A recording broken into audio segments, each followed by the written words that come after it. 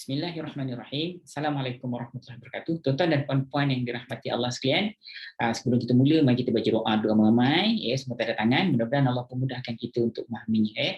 A'udzubillahi minasyaitonirrajim. Bismillahirrahmanirrahim. Alhamdulillahirabbil alamin. Assalatu wassalamu ala asyrafil anbiya'i wal mursalin wa ala alihi wa sahbihi ajma'in. Allahumma arhamna bil Qur'an waj'alhu lana imama wa nura wa huda wa rahmah. Allahumma dhakkirna minhu ma nusina wa 'allimna minhu ma jahilna warzuqna tilawatahu ana al-laili wa atrafan nahar waj'alhu lana hujjatan ya rabbal alamin.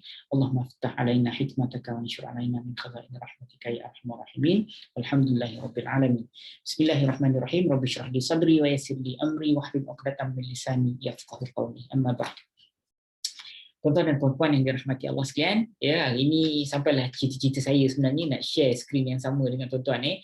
Tak adalah macam mana yang kita buat. Mula-mula kita skrin tu tengok muka saya, lepas tu saya terpaksa kena cabut daripada kamera tu telefon saya kena fokuskan dekat ayat Quran.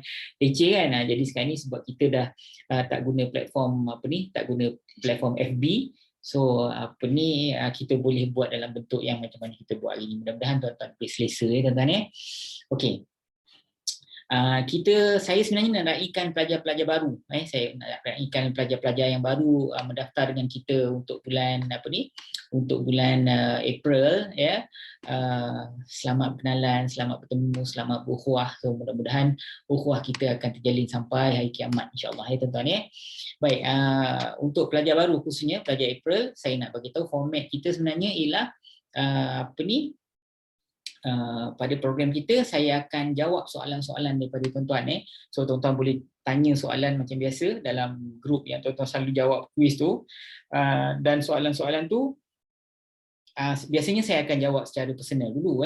Kemudian bila saya tengok soalan-soalan tu agak menarik dan saya rasa sesuai untuk kita share dekat dalam kita punya program Q&A ni, jadi saya akan bawa lah soalan itu sebab saya rasa orang lain pun nak tanya soalan sama juga kan. Jadi kita akan ambil sebahagian daripada program kita ni untuk menjawab soalan tuan-tuan, dan bahagian yang akhir tu nanti kita akan gunakan untuk kita bahaskan ayat Quran. Yang mana kalau tuan-tuan yang baru minggu ni join pelajar April, kita baru ni kita bahaskan tentang surah Al-Muzammil. Dan kita dah sampai pada ayat yang terakhir sekali, ayat yang ke-20. Kalau tuan-tuan ada kamus boleh ready dengan kamus lah. Muka surat 575 ayat yang ke-20 surah Al-Muzammil. Kita ambil di bahagian yang terakhir sebelum kita masuk surah Al-Mudaththir. Tapi program akan datang nanti saya beritahulah surah apa yang kita akan bahas. Mungkin surah Al-Mudaththir ataupun surah yang lain nanti saya beritahu. Baik tuan-tuan, saya pergi pada soalan yang pertama. So nanti soalan yang pertama sebentar Saya seronok hari ni sebab saya dapat share share skrin yang sama dengan tuan-tuan. Alright. Okey, dengar tuan-tuan soalan yang pertama, kenapa kadang-kadang him, kadang-kadang hum dalam Al-Quran? Kalimah qulubihim, kadang-kadang kalimah qulubuhum. Kenapa hum ataupun him? Jawapannya, ni soalan ni sebenarnya dah beberapa kali ditanya, so tak ada masalah lah. Saya jawab semula.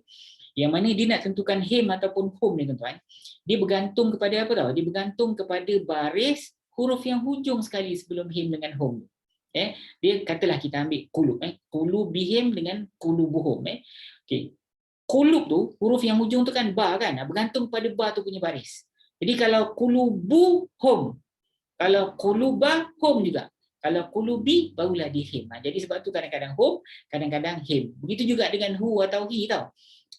Qulubu atau qalbuhu, qalbahu, qalbihi. Kadang-kadang hi atau hu, tapi dua-dua maknanya ialah dia ataupun nya kan. Jadi dia ataupun mereka tu, him ataupun hu, hi tu, dia bergantung atas huruf yang hujung sekali tu punya baris. Kalau masjid, masjidahu, masjiduhu, masjidihi, baituhu, baitahu, baitihi, baitu rumah kan.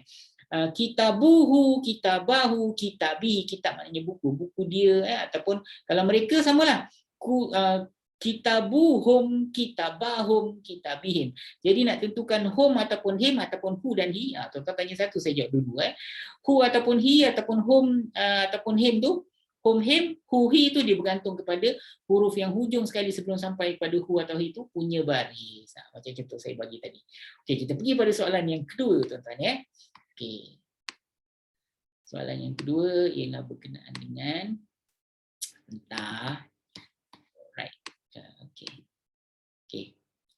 Apa ni, yang ini ada jawapan kuis, jawapan untuk pelajar-pelajar yang dapat video yang ke-39 39B 39. Apa ni, maf'ulun bihmu, ganti nama diri yang melekat selepas fi'il amar, bacalah olehmu. Salah. Okey, dengar tuan-tuan. Soalan dia gini. Ini jawapan yang saya terima daripada pelajar ni lah. Dia kata maf'ulun bihmu itu adalah maf'ulun bih. So bacalah olehmu. Bila bacalah olehmu tu fi'il amar kan. Okay, pelajar-pelajar yang baru masuk, pelajar April ni tak ada masalah, dengar dulu. Tuan-tuan semua akan sampai pada peringkat ni. Sabar, dalam masa sebulan ataupun kurang dari sebulan, benda-benda ni semua tuan-tuan akan belajar dan insya-Allah tuan-tuan akan faham. Saya nak pelajar baru semua dengar. Kalau kebetulan soalan itu berkaitan dengan benda-benda yang asas, yang baru-baru, so pelajar baru boleh enjoy lah. Tapi kalau sekiranya benda tu pelajaran untuk peringkat yang dah belajar 3 bulan, 2 bulan, jadi pelajar baru tu didengar, dia akan biasa dengar dengan benda-benda yang saya sebut. Nanti bila sampai je pada peringkat dia nanti, katalah dia sampai bulan yang kedua, oh inilah yang Ustaz Nasar duk mengapu itu. Macam tu. Okey, tuan-tuan dengar. Bacalah olehmu. Bacalah olehmu akan Al-Quran. Jadi dia kata maf'ulun bih ni ialah mu. Okay, maf'ulun bih ni kan yang kena buat. Jadi dia kata mu tu maf'ulun bih. Bukan maf'ulun bih. Kalau bacalah olehmu, mu tu ialah orang yang melakukan perbuatan membaca, kita panggil dia pelaku ataupun fa'il. Bacalah olehmu. Bacalah olehmu akan Al-Quran. Al-Quran itu barulah maf'ulun bih dia. Bacalah olehmu akan majalah. Majalah itulah dia punya maf'ulun bih. Dia maf'ulun bih ni maknanya yang kena buat tau. Contohnya, kalau tuan-tuan tengok fi'il dia, kalau makan yang kena makan lah. Kalau fi'ilnya dia pukul, siapa yang kena pukul? Kalau fi'ilnya mereka melihat, siapa yang kena lihat? Jadi yang kena lihat, yang kena pukul, yang kena buat tu lah. Yang kena buat itu kita panggil dia maf'ulun bih. Jadi kalau bacalah oleh kamu akan Al-Quran. Jadi saya tanya mana maf'ulun bih? Kamu. Bukan, kamu tu bukan maf'ulun bih. Kalau perbuatannya baca, maknanya yang kena baca tu siapa? Kalau kat situ Quran lah. Bacalah oleh kamu akan kitab. So kitab itulah maf'ulun bih dia. Jadi kalau jawab mana maf'ulun bih dia? Mu Ustaz, yang ada dekat dalam kalimah bacalah tu salah. Itu kita panggil dia pelaku, bukan maf'ulun bih. Saya ulang balik benda ni. Sebenarnya dia bukan soalan, tapi disebabkan oleh kesilapan jawapan tu, saya suka nak share semula pada sesiapa yang masih lagi keliru tentang apa makna maf'ulun bih. Okey, pelajar April. Saya ni pelajar April ni kan pelajar baru. Macam kita baru dapat baby. Jadi baby yang kecil tu tentulah kita akan selalu jaga, selalu pegang baby kecil. Saya nak bagi contoh isteri baru kan, ada pula yang kecil hati kan. Baby lah kata kita dapat baby baru. So kalau baby tu baru lahir, tentu baby tu yang banyak kita pegang kan. Jadi tuan-tuan yang baru masuk bulan April ni, pakcik-pakcik, makcik-makcik, abang-abang, kakak-kakak tu saya yang anggap sebagai baby saya sebab baru je join saya. Selama buruh insya-Allah kita akan bersahabat sampai hari kiamat insya-Allah tuan-tuan. Okey, kalau yang mana tuan-tuan rasa macam Ustaz tak pernah belajar, sabarlah nanti tuan-tuan akan belajar. Tapi tuan-tuan family kan telinga dan cara ni berkesan tuan-tuan tau. Sebab apa kesan? Saya tengok, saya pantau jawapan-jawapan daripada pelajar-pelajar yang mana masa mula-mula dulu pelajar-pelajar ni kalau jawab dia memang kadang-kadang kalau salah, sekalinya betul lah. Tapi kalau salah tu jauh sangat dia mengewang dan cara jawapan dia tu pun kadang-kadang tak seperti mana konsep yang saya nak. Tapi selepas kita buat program ni dan pelajar-pelajar yang join telah didengarkan, nanti bila sampai masa dia belajar benda tu kan, benda tu jadi mudah pada dia orang dan jawapannya jarang salah. Tuan-tuan jarang jawab jawapan yang salah. So kalau salah sekali dua kali, saya selalunya akan share dekat sini supaya ramai orang boleh dapat manfaat dan mungkin mereka juga nak tanya soalan yang sama. Jadi bila saya share ni bagi manfaat pada ramai. Okey, kita teruskan dengan soalan yang berikutnya tuan-tuan. Soalan yang ketiga. Okey, ini pun satu lagi kalimah al-amin baris bawah kerana mudhafun ilaih. Baik. Dan ni berkenaan dengan dua isim berpasangan. Ini pelajar baru dengar yang kalau belum sampai. Ada satu kaedah, tapi kaedah ni tak ada dalam pelajaran sistem lama tuan-tuan. Ni dalam sistem Al-Furqan ni kita kenalkan satu kaedah, kita panggil dia dua isim berpasangan. Jadi dua isim berpasangan ni dia ada dua jenis. Kadang-kadang dia tu pasangan sandar menyandar saja. Mudhaf-mudhafun ilaih. Kadang-kadang dia tu pasangan zat dan sifat. Zat dan sifat. Pada pelajar yang dah belajar sampai sampai peringkat yang ketiga, biasanya saya akan tukarlah di hujung tu, kita tak panggil zat dan sifat dah. Kita terus panggil panggilan yang biasa digunakan dalam kelas lain, iaitu mausuf sifat. Mausuf sifat. Okey, untuk peringkat ni kita masih lagi bahas zat sifat. Kita sebut zat dan sifat. Okey, apa dia dua isim berpasangan? Pelajar baru dengar elok Kalau yang tuan-tuan belum sampai, nanti bila tuan-tuan sampai tuan-tuan akan faham dengan baik Okey. Dua isim berpasangan ni macam ni tuan-tuan. Dia ada dua kalimat isim duduk sebelah-sebelah, yang mana isim yang kedua ni menjelaskan tentang isim yang pertama. Contohnya apa tau? Contohnya macam Ahmad dia cuci baju sekolah. Ahmad dia cuci baju sekolah. So baju sekolah tu tu kita panggil dua isim berpasangan. Walaupun Ahmad dia tak cuci sekolah, dia cuci baju tapi perlu kena letak sekolah kat ujung tu. Sebab apa? Sebab untuk jawapan orang yang bertanya. Katalah mak tanya, Ahmad cuci baju apa? So Ahmad kena jawab, mak, saya cuci baju sekolah. Kalau Ahmad tak sebut sekolah, mak dia tak tahu, tak dapat jawapan. Ahmad cuci baju apa? Saya cuci baju. Mak tanya baju apa? Saya cuci baju. Yelah, baju apa? Jadi Ahmad kena tambah satu perkataan. Baju sekolah ke, baju sukan ke, baju kerja ke, baju hitam ke, baju biru ke, baju besar ke, baju kecil. Dia kena tambah satu perkataan dekat ujung. Yang itu yang kita panggil dia dua isim berpasangan. Ahmad dia cuci baju sekolah. Ahmad dia cuci baju adik. Dia bukan cuci adik, dia cuci baju. Tapi adik tu kena letak kat ujung tu. Sebab mak dia tanya, Ahmad cuci baju siapa? Macam tu. Okey tuan-tuan, dua isim berpasangan. Faham kan dua isim berpasangan? Jadi dua isim berpasangan ni, baju sekolah, budak gemuk, sekolah tinggi ataupun baju hitam, itu semua adalah dua isim berpasangan. Jadi dua isim berpasangan ni sebenarnya dia ada dua jenis. Kadang-kadang pasangan tu dia ialah pasangan mudhaf-mudhafun ilaih, ataupun kita panggil dia sandar menyandar je, dan kadang-kadang dia tu pasangan zat dan sifat. Apa beza dia tuan-tuan dengar? Kalau pasangan zat sifat ni, kalimat yang kedua tu dia membawa maksud sifat sesuatu. Pelajar baru dengar nanti tuan-tuan akan sampai benda ni. Nanti tuan-tuan akan lebih cepat untuk faham kalau sampai masanya nanti. Okey, kalimat yang kedua tu kalau tuan-tuan dengar baca, maksud dia ialah sifat sesuatu. Sifatnya apa? Sifat dia cantik, sifat dia gemuk, sifat dia tinggi, sifat dia hitam, sifat dia besar, sifat dia buruk. Itu sifat. Jadi kalau baju buruk, itu zat dengan sifat lah Ustaz. Sifat dia cantik, buruk, zat dia mana? Zat dia baju. Baju hitam itu zat sifat. Baju besar zat dan sifat. Baju kecil zat dan sifat. Baju panjang, baju pendek itu zat dan sifat. Kalau mudhaf-mudhafun ilaih ni, baju sekolah bukan sifat. Baju adik, bajunya, selalu zat mudhaf-mudhafun ilaih ni. Isim yang kedua tu tuan-tuan, dia dalam bentuk ganti nama diri. Baju mereka, baju engkau. Sekolah mereka, sekolah engkau. Aku nampak mak dia. Mak dia tu ialah pasangan mudhaf-mudhafun ilaih. Tak nampak dia, nampak mak kan? Saya nampak mak dia. Jadi mak dia tu ialah mudhaf dan mudhafun ilaih. Itu dua isim berpasangan. So, dia ada dua cara nak kenal. Yang pertama tuan-tuan tengok makna lah. Macam mana saya sebut tadi. Tapi kadang-kadang kalau dalam Quran ni Allah Taala guna perkataan yang canggih-canggih, penting pula tuan-tuan. Ustaz, dari segi makna saya tak faham lah. Contohnya baladil amin, al-baladil amin, negeri yang aman. Ini pasangan zat sifat ke mudhaf-mudhafun ilaih? Saya tak tahulah macam mana nak differentiate dari sudut mana. Okey. Cara dia Allah Taala ajar, yang pertama dari sudut mana, yang kedua ialah dari sudut teknikal nahwu. Tengok macam Rasulullah baca kan. Jadi teknikal nahwu dia macam ni. Okey, kalau tuan-tuan nak tahu pasangan tu kalau zat dan sifat dia, baju besar, baju cantik, tuan-tuan tengok dua-dua tu sama dari sudut wujud atau tidaknya alif lam. Kalau satu ada alif lam, dua-dua ada al-baladi, al-amin, dua-dua ada alif lam. Kalau satu tak ada, dua-dua tak ada. Zat dia tak ada, sifat dia pun tak ada. Dan baris dia pun ikut juga. Kalau satu tanwin, dua-dua tanwin. Kalau satu tanwin baris atas, dua-dua tanwin baris atas.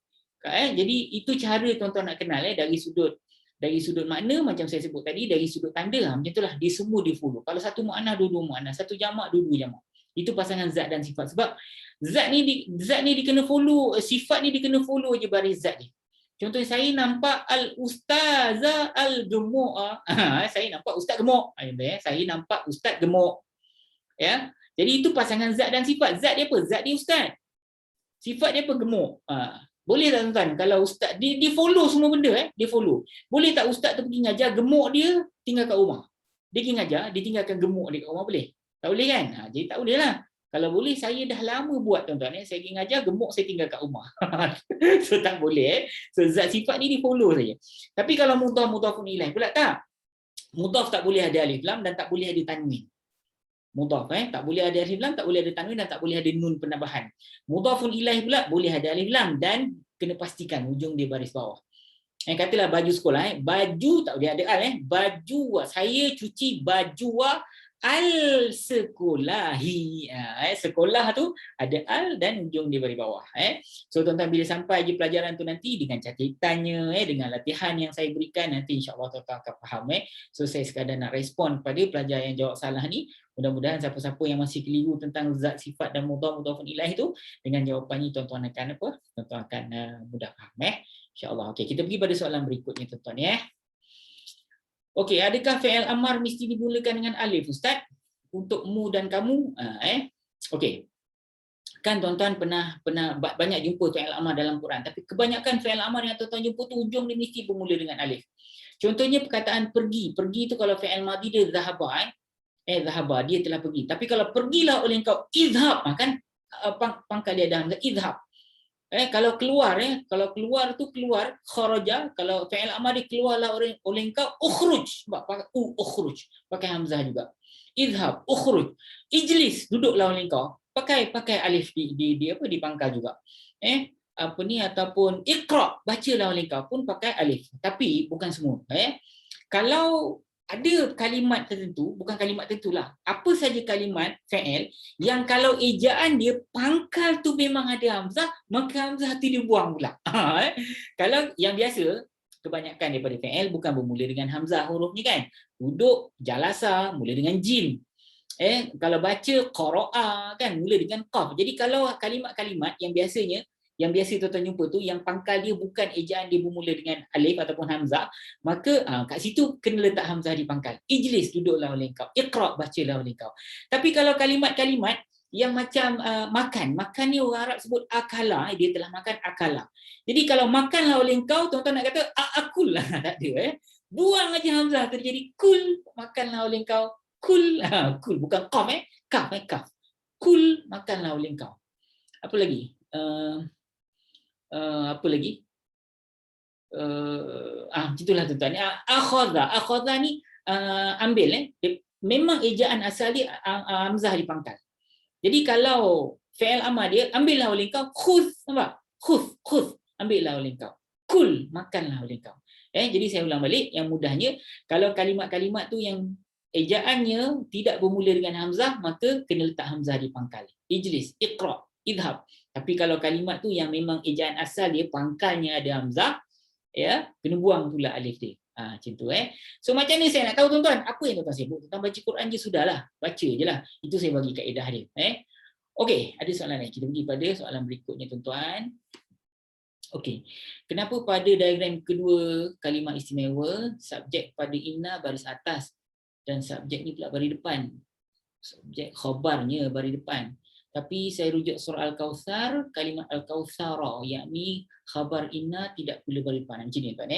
Nanti tuan-tuan semua akan sampai, yang belum sampai lah. Nanti tuan-tuan akan sampai. Saya akan jelaskan ada dua kalimat istimewa dalam Al-Quran, iaitu inna dengan kana. So inna dengan kana ni, setiap kali inna maknanya sesungguhnya, kana maknanya telah adalah dia. Telah adalah dia. Contohnya macam innallaha alimun, atau kana Allahu aliman. Gitu. Telah adalah dia, Allah itu maha bijaksana. Kalau inna sesungguhnya Allah maha bijaksana. Jadi setiap kali tuan-tuan jumpa inna dengan kana, dia mesti nak subjek dan khabar. Kalau innallaha alimun, sesungguhnya Allah alimun, maha bijaksana kan. Jadi Allah tu subjek kepada sesungguhnya. Maha bijaksana tu khabar kepada sesungguhnya. Macam tu tuan. Okey, masalahnya pelajar ni tanya, Ustaz saya baca inna a'taina kal kautsar. Inna a'taina kal kautsar. Kenapa al kautsar tu Ustaz dia tak baca baris depan Sebab tu merupakan pada pendapat dia al kautsar ni ialah khabar kepada inna. Sesungguhnya kami a'taina, kami telah berikan ke engkau al kautsar. Al-Kautsar ni telaga sungai Al-Kautsar yang ada dalam syurga tu kepada Rasulullah. Sesungguhnya kami telah berikan engkau Al-Kautsar, kata Allah. Jadi Al-Kautsar ni kenapa pula di baris atas Ustaz? Okey, jawapannya ialah inna a'taina Al-Kautsar. Al-Kautsar ni dia bukan khabar kepada inna ni. Khabar kepada inna ni sebenarnya ialah satu rangkap ayat. Sesungguhnya kami, kami itu memang subjek kepada inna tu. Inna, sesungguhnya kami kan, inna a'taina. Inna sesungguhnya kami itu subjek kepada inna itu. Okey, kemudian khabar kepada inna ni merupakan satu rangkap ayat. A'tainaka al-kautsara. Kami berikan engkau, kami telah berikan engkau al-kautsar. Jadi al-kautsar tu dia bukan dia bukan khabar kepada inna. Sebaliknya apa? Sebaliknya dia adalah maf'ulun bih kepada a'tainaka, maf'ulun bih kedua. A'taina ni fa'il, ka ni dia punya maf'ulun bih yang pertama, al-kautsara tu maf'ulun bih yang kedua. So maf'ulun bih dia syarat dia kena mansub. Jadi sebab itulah al-kautsara itu dia mansub. Ya, okey. Pelajar April pening jangan pening. Jangan pening. Tuan-tuan akan sampai benda tu silakan. Soalan yang berikutnya tuan Okey. 3 adik-beradik inna, la, kana, lakinna. La, kana dan lakinna. Dia sebenarnya ada 5 tapi saya suruh pilih 3 saja. Cuma kat sini saya nak jelaskan La ni kena sebut la apa tau? La ni ialah la yang menafikan isim, la nafi untuk isim. La nafikan isim, Tidaklah buku itu, buku kan isim kan? Tidaklah buku itu kecil contohnya. La kitabah saghirun. La kitabah saghirun. Tidaklah kitab itu kecil. Jadi kitabah tu dia lah subjek kepada la. Saghirun tu dia lah khabar kepada la. Jadi la yang dimasukkan masuk dalam adik-beradik inna ni bukan semula kena sebut kat situ sebenarnya la yang menafikan isim. La nafi tapi dia menafikan isim.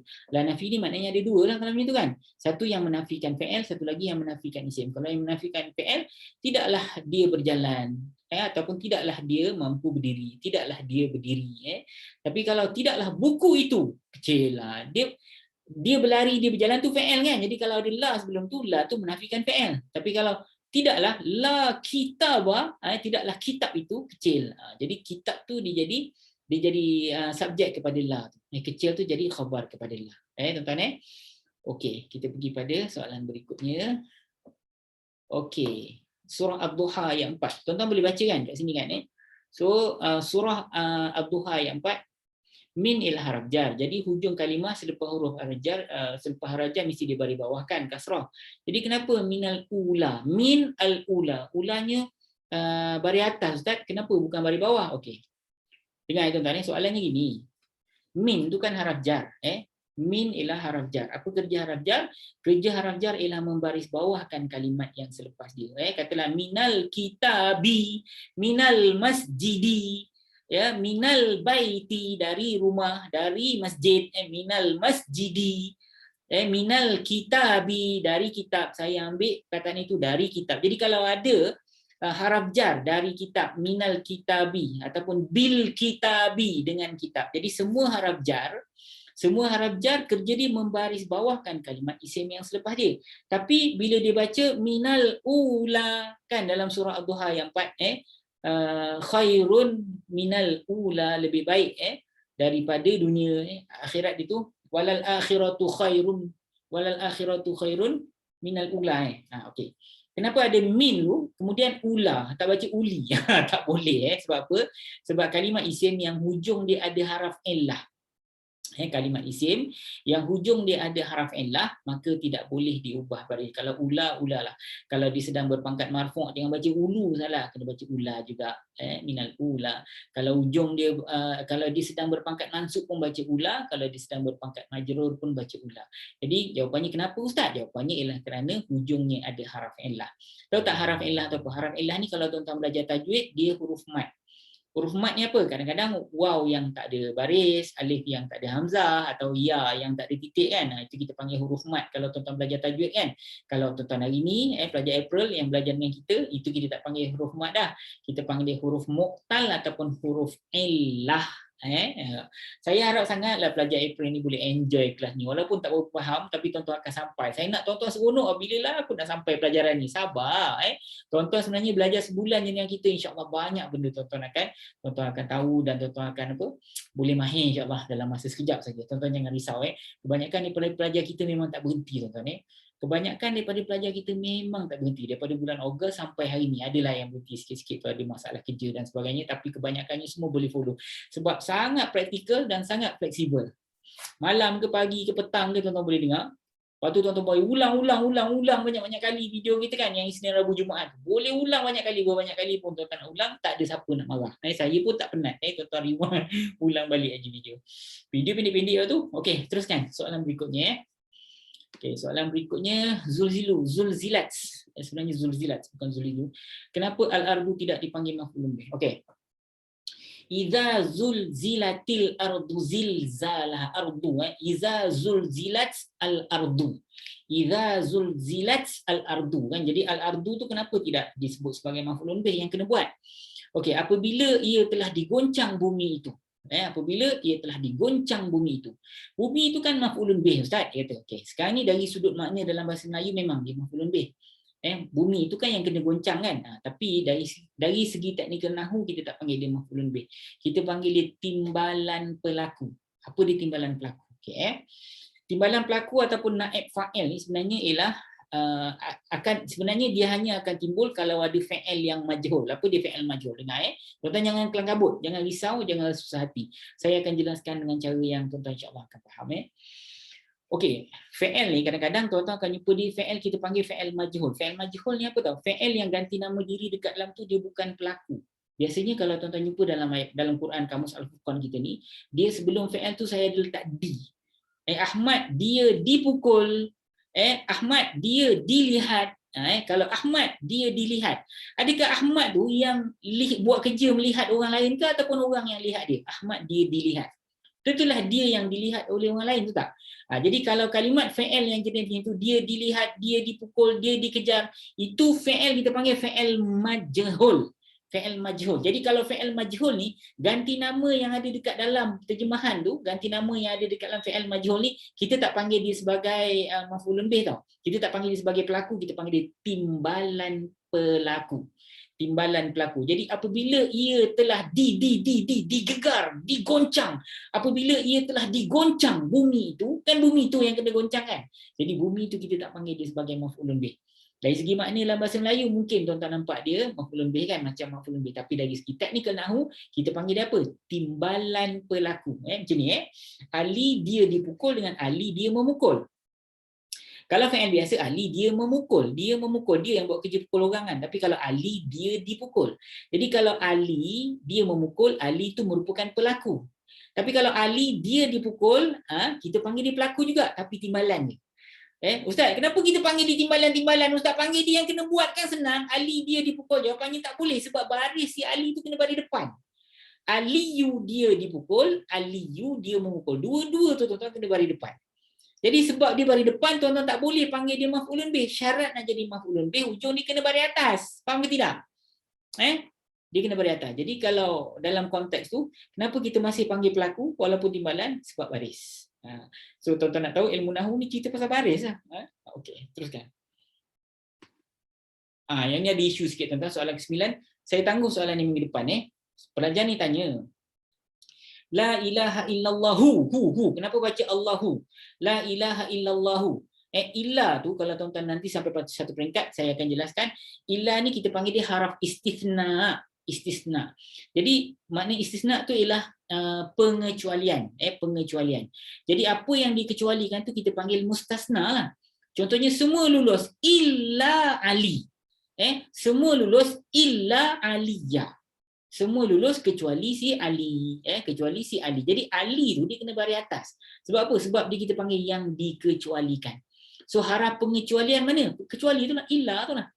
Illa. Jadi masalahnya bila tuan-tuan baca la ilaha illallahu, kenapa baca hu Ustaz? Illallah lah sepatutnya kan. Jadi soalan ni nanti saya akan jawab pada kelas kita yang akan datang. Tadi saya bincang dengan kawan. Lepas tu bincang, saya nak confirm balik jawapan yang saya nak berikan pada tuan-tuan. Jadi saya call lah dia dulu. Saya call dia dulu, tiba-tiba kita ada isu yang perlu kita buat rujukan. Kita akan tanya dengan sahabat-sahabat kita yang lebih senior. Nanti soalan ni saya tanggung minggu depan saya jawab. Kenapa Allahu? Tuan Okey. Macam mana nak kenal fi'il mudhari'? Madi dan amar sekiranya kita tak guna kamus Al-Furqan. Kena hafal lah. Tuan-tuan kalau belajar sistem lama, saya percaya kebanyakan daripada tuan-tuan ni atau ramai di kalangan tuan-tuan ni pernah belajar sebelum ni kan. Tuan-tuan guna sistem lama kena hafal. Daraba yadribu darban daribun madrubun idrib la tadrib madrubun madrubun madribun dariba idribu kalau fi'il madhi daraba daraba darabu daraba darabata darabna darabta darabtu. Tuan-tuan hafal lah. Jadi kalau tuan-tuan nak tahu ustaz, kalau tuan-tuan tanya macam ni kita nak tahu ustaz fi'il madhi ke mudhari' ke amar kalau kita tak pakai kamus Al-Furqan. Jawapannya apalah. Itulah jawapan ni. So, sebab tu kita buat, jenuh kami menyusun kamus Al-Furqan ni nak bagi tuan-tuan settle masalah hafalan tu lah. Tuan-tuan tahu tak? Dulu yang jadi susah bahasa Arab ni sebab kena ngapal lah tuan-tuan. Jadi bila kita tak guna sistem hafalan, jadi kami perkenalkan sistem yang tak payah hafal ni. Wahai, semua orang suka belajar bahasa Arab. Ramai orang nak ambil saya buat menantu. Itulah masalah dia. Okey, teruskan. Jangan go-go. Yang menantu tu tak adalah. Tu saya pandai-pandai je tambah. Okey. Hanafiah dari Kuantan. Nak tanya soalan. Haraf jar itu sebahagian daripada haraf. Betul Ustaz? Betul. Kalau betul nak tanya soalan kedua. Ada berapa haraf jar dan berapa banyak jenis haraf jar? Okey, kalau tengok ada berapa haraf jar Haraf jar ni tuan-tuan dia ada banyak sebenarnya. Nanti tuan-tuan masuk peringkat yang kedua saya akan perkenalkan full version untuk haraf jar. Tapi kalau tuan-tuan masih peringkat yang pertama, tuan-tuan buka diagram tuan-tuan yang pertama, pergi dekat ujung tu. Min, ila, bi, ala, fi tu kan. Itu semua haraf jar. Tapi ada lagi haraf jar yang saya tak letak di situ, nanti saya akan berikan pada peringkat yang kedua. Jadi kalau tanya Ustaz, haraf ni ada banyak, ada berapa jenis? Ada banyak. Dalam kita punya sistem saya perkenalkan ada 10 jenis haraf. Ada haraf tanya, ada haraf nafi, ada haraf penyambung cerita, ada haraf pengecualian, ada haraf penegasan. Sesungguhnya nanti kita akan jumpa ada 10 jenis. Mungkin ada lebih lagi tapi itu yang selalu kita jumpa dekat dalam Al-Quran Bang Hanafiah nanti Bang Hanafiah akan sampai pada peringkat tu insya-Allah Okey tuan-tuan, sekarang kita masuk ayat Quran. Yang inilah yang saya kata saya teringin sangatlah nak share dengan tuan-tuan skrin yang sama Sebelum ni saya terpaksa kena flip kamera menyusahkan tuan-tuan menyusahkan tuan-tuan dan tentulah dia bagi masalah pada saya tuan-tuan So kita nak ambil hari ni ialah a'udzubillahi minasyaitonirrajim. Wa ma tuqaddimu li anfusikum min khairin tajiduhu indallahi huwa khairan wa a'zama ajra. Wastaghfirullaha innallaha ghafurur rahim. Kita cuba try habiskan ayat tu hari ni tuan-tuan Kita cuba try habiskan Okey. Wama saya terjemahkan makna dulu sampai tajiduhu indallah. Tajiduhu indallah. Sampai Allah. Okey, kita apa ni? Kita jangan saya padam tak cantik pula saya punya line ni. Saya kata ni. Okey. Okey, wah, saya baru belajar ni tuan-tuan. Kalau lambat sikit tuan-tuan al-maklum lah Kita dah tua lah baru nak belajar IT. Daripada sini sampai sini dulu tuan-tuan Okey. Okey. Wa ma tuqaddimu li anfusikum min khairin tajiduhu indallahi. Maksudnya dan apa yang kamu kerjakan dahulu li anfusikum untuk diri-diri kamu min khairin daripada kebaikan tajiduhu kamu akan dapati ia indallah di sisi Allah. Maksud dia gini tuan-tuan Wa ma tuqaddimu li anfusikum min khairin dan apa yang kamu telah kerjakan dahulu, kamu telah mendahulukan tuqaddimu ni kamu telah mendahulukan apa? Mendahulukan sesuatu yang baik li anfusikum untuk diri kamu min khairin daripada kebaikan. Maksudnya kalau dulu atas dunia kamu telah melakukan sesuatu kebaikan untuk diri kamu sendiri. Jadi Allah Taala sebut kebaikan dalam konteks Muzammil ni, surah Al-Muzammil ni tuan-tuan perasan tak? Dia cerita pasal tahajud kan? Cerita pasal tahajud. Jadi kalau pasal tahajud baca Quran, jadi Allah Taala kata sebenarnya kamu buat tu untuk diri kamu juga kata Allah Taala. Bukan Allah Taala heran sangat pun tuan-tuan baca Quran ke, tuan-tuan semayang ke, siang malam pagi petang pun. Allah Taala dia berkuasa, dia hebat macam tu juga dia tak perlukan kita pun Tapi Allah Taala kata kalau kamu buat kebaikan untuk diri kamu masa atas dunia, untuk diri kamu kata Allah Taala. Min khairin daripada kebaikan, kamu buat untuk diri kamu daripada kebaikan kata Allah Taala. Tajiduhu kamu akan dapati ia indallah di sisi Allah. Maksudnya apa? Allah catat siap-siap.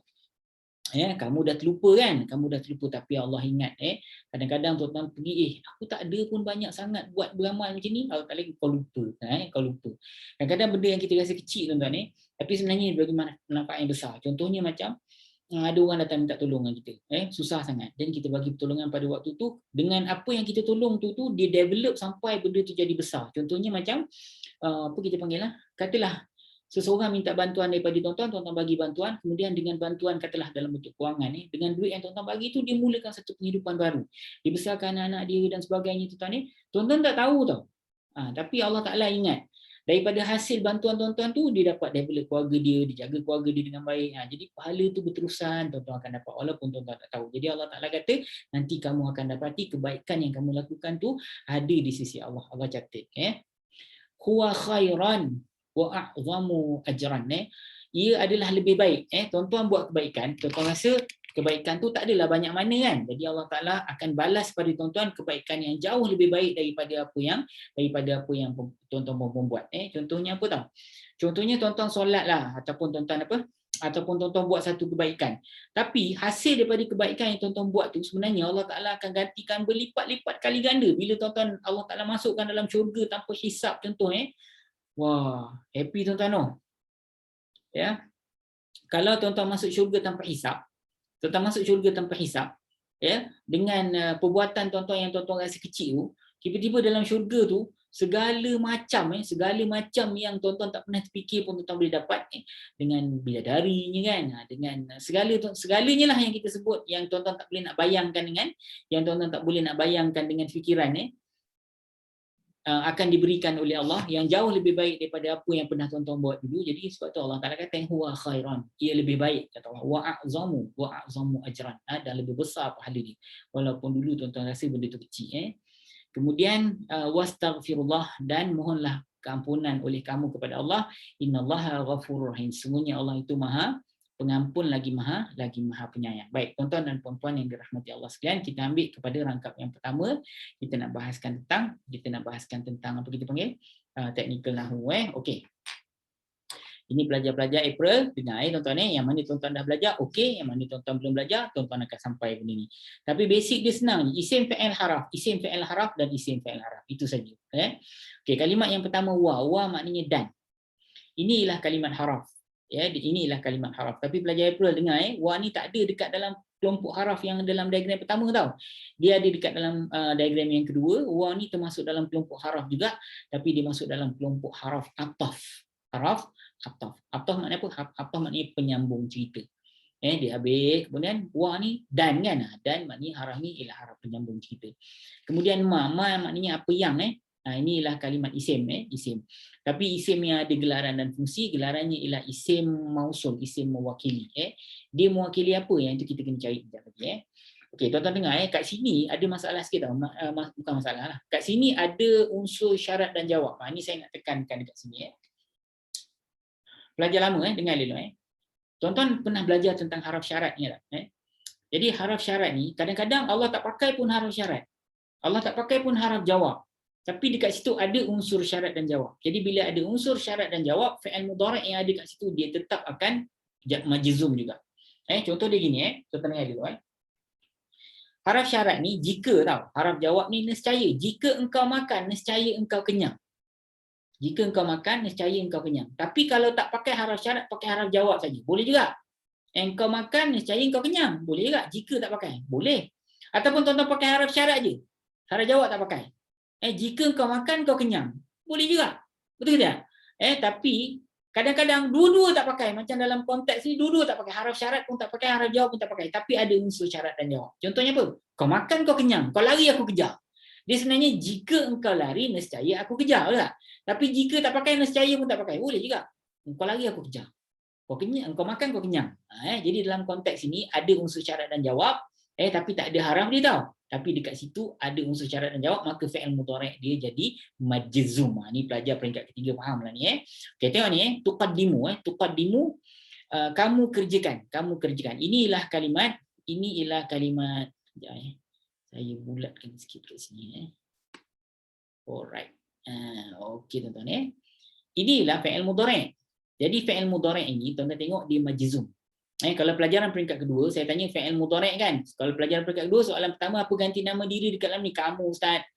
Kamu. Kamu ni rujuk pada siapa? Kamu ni rujuk pada Rasulullah dengan para sahabat masa ayat ni turun dulu kan. Ada tak maf'ulun bih? Jawapannya tak ada. Kat sini tidak ada maf'ulun bih. Okey, tuan-tuan dengar Kalau pelajaran peringkat ketiga ni fi'il apa lagi sekali? Fi'il mudhari'. Kalau fi'il mudhari' dia mabni ke mu'rab? Dia mu'rab. So ni mu'rab marfu' ke mansub ke majzum? Jawapannya ustaz ni mu'rab majzum. Kenapa majzum? Sebab ni jadi syarat syarat.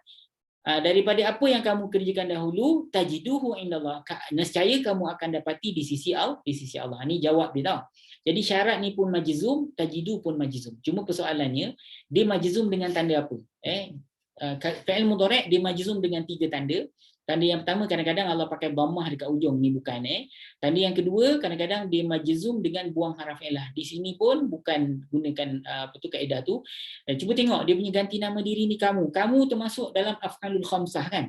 Af'alul khamsah huma, antuma, hum, antum dan anti mereka berdua, kamu berdua, mereka, kamu dan engkau perempuan. Jadi kat sini kamu, dia termasuk dalam af'alul khamsah. Termasuk dalam 5, maka cara untuk menjazamkan tuqaddimu ni ialah dengan buang cik nun kat ujung.